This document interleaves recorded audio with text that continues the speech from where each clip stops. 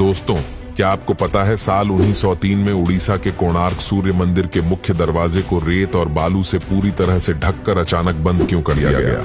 और आखिर क्यों भारत सरकार भी इस दरवाजे को खोलने से डरती है? आखिर क्यों 118 साल से बंद है कोणार्क सूर्य मंदिर का ये रहस्यमयी दरवाजा? और क्यों इस मंदिर के ऊपर 52 टन का चुंबक लगाया गया? आखिर क्यों इस मंदिर को बनाते वक्त अधूरा छोड़ दिया गया? क्या ये मंदिर शापित है? आखिर इस मंदिर को बनाने वाले कारीगरों ने आत्महत्या क्यों कर ली? क्या इस मंदिर में रात के वक्त नर्तकियों की नाचने की आवाजें आती हैं? ऐसे कई रहस्य हैं इस मंदिर के बारे में जिसे अगर आप सुनेंगे तो आपके होश उड़ जाएंगे। कोणार्क सूर्य मंदिर, ये मंदिर भगवान सूर्य को समर्पित है। इस मंदिर की भव्यता के कारण ही ये देश की सबसे बड़े 10 मंदिरों में गिना जाता है। कोणार्क का सूर्य मंदिर उड़ीसा राज्य की पूरी शहर से लगभग नीले जल से लबरेज चंद्रभागा नदी के तट पर स्थित है। इस मंदिर को पूरी तरीके से सूर्य भगवान को समर्पित किया गया है।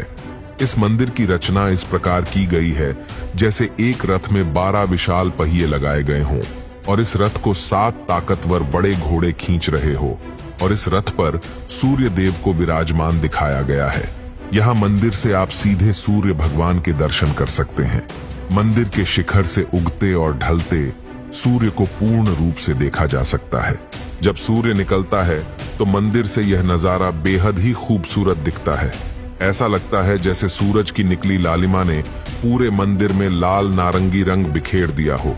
वहीं मंदिर के आधार को सुंदरता प्रदान करते 12 चक्र साल के 12 महीने को परिभाषित करते हैं और हर चक्र दिन के 8 पहरों को दर्शाते हैं। ये मंदिर 2 भागों में बना हुआ है, जिसमें से पहले भाग नट मंदिर में सूर्य की किरणें पहुंचती थीं और कहा जाता है कि कांच या हीरे जैसी धातु से वे इस मंदिर की प्रतिमा पर पड़ती थीं, जिससे इसकी छटा देखते ही बनती थी।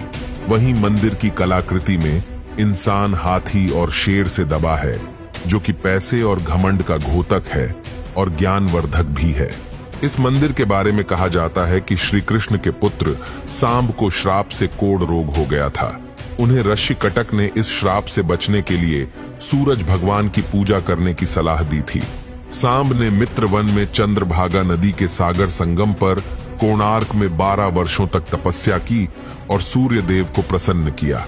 सूर्य देव, जो सभी रोगों के नाशक थे, इनके रोग का भी अंत कर दिया, जिसके बाद सांब ने सूर्य भगवान का एक मंदिर निर्माण करने का निश्चय किया। अपने रोग नाश के उपरांत चंद्रभागा नदी में स्नान करते हुए उन्हें सूर्य देव की मूर्ति मिली। ये मूर्ति सूर्य देव का शरीर के ही भाग से देव शिल्पी श्री विश्वकर्मा ने बनाई थी।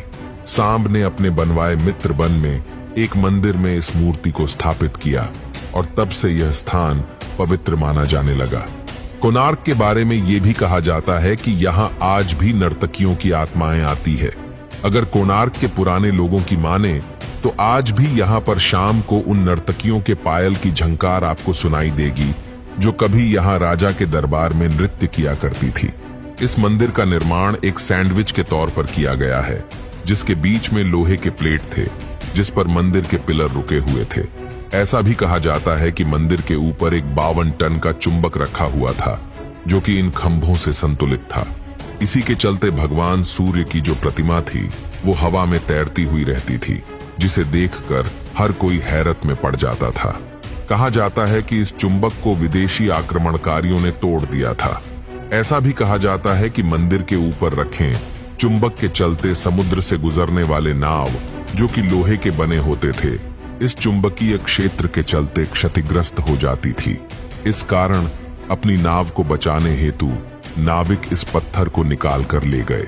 ये पत्थर एक केंद्रशिला का कार्य कर रहा था, जिससे मंदिर की दीवारों के सभी पत्थर संतुलन में थे।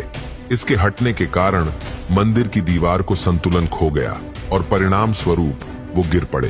परंतु इस घटना का कोई ऐतिहासिक विवरण नहीं मिलता और ना ही ऐसे किसी चुंबकीय केंद्रीय पत्थर के अस्तित्व का कोई ब्यौरा उपलब्ध है। सन 1568 में उड़ीसा में मुस्लिमों का आतंक नियंत्रण में हो चुका था, परंतु इसके बाद भी हिंदू मंदिरों को तोड़ने के निरंतर प्रयास होते रहते थे। इस समय पुरी के जगन्नाथ मंदिर के पंडों ने भगवान जगन्नाथ की मूर्ति को श्री मंदिर से हटाकर किसी गुप्त स्थान पर छुपा दिया था। इसी प्रकार कोणार्क के सूर्य मंदिर के पंडों ने प्रधान देवता की मूर्ति को हटाकर वर्षों तक रेत में दबाकर छिपाए रखा। बाद में ये मूर्ति पूरी भेज दी गई और वहां जगन्नाथ मंदिर के प्रांगण में स्थित केंद्र के मंदिर में रख दी गई। कई लोगों का ये मानना है कि यहाँ की पूजा मूर्तियां अभी भी खोजी जानी बाकी है, लेकिन कई लोगों का ये भी कहना है कि सूर्य देव की मूर्ति जो न्यू दिल्ली के राष्ट्रीय संग्रहालय में रखी है वही कोणार्क की प्रधान पूज्य मूर्ति है। फिर भी कोणार्क मंदिर में सूर्य वंदना मंदिर से मूर्ति हटाने के बाद से बंद हो गई। इस कारण कोणार्क में तीर्थ यात्रियों का आना जाना बंद हो गया। कोणार्क सूर्य बंदरा के समान ही वाणिज्य गतिविधियों का एक कीर्तिमान नगर था, परंतु इन गतिविधियों के बंद हो जाने के कारण जी एकदम से वीरान हो गया और कई सालों तक रेत और जंगलों से ढका रहा। फिर बाद में इस मंदिर को खोजा गया, लेकिन इसके कई हिस्से बहुत ही बुरी हालत में पाए गए। फिर बाद में ऐसा कहा जाता है कि कई आक्रमण और नेचुरल डिजास्टर के कारण जब मंदिर खराब होने लगा तो 1901 में उस वक्त के गवर्नर जॉन वुडबर्न ने जगमोहन मंडप, जो कि इस मंदिर का प्रधान मंडप है, उसके चारों दरवाजों पर दीवारें उठवा दी और उसे पूरी तरीके से रेत से भर दिया ताकि ये सलामत रहे और इस पर किसी डिजास्टर का प्रभाव न पड़े। इस काम में करीबन 3 साल लगे और 1903 में ये पूरी तरीके से पैक हो गया। वहां जाने वालों को ये पता नहीं होता कि मंदिर का अहम हिस्सा जो कि जगमोहन मंडप है वो अभी तक बंद है। बाद में ASI ने इसके अंदर के हिस्सों पर शोध कार्य आरंभ किया। कई बार लोगों के दर्शन हेतु इस मंदिर के मुख्य दरवाजे को खोलने की बात कही गई, परंतु 118 साल बीत गए और आज भी ये आलम है कि ये बंद है। आप इंटरनेट पर और आर्टिकल के माध्यम से पढ़ सकते हैं कि न जाने कितनी ही बार इस मंदिर के मुख्य दरवाजे को खोलने का जिक्र हुआ, लेकिन बार बार आखिर में यह निर्णय बदल दिया गया।